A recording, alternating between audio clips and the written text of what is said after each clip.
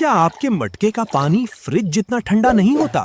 आज मैं बताऊंगा 3 जबरदस्त ट्रिक्स जिससे मटका बन जाएगा नेचुरल फ्रिज। पहली ट्रिक, मटके को हमेशा हवा वाली जगह पर रखें। हवा लगने से पानी जल्दी ठंडा होता है।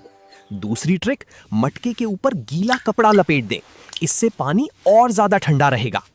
तीसरी ट्रिक, मटके को सीधे जमीन पर रखें, स्टैंड पर नहीं, इससे मिट्टी की ठंडक बनी रहती है।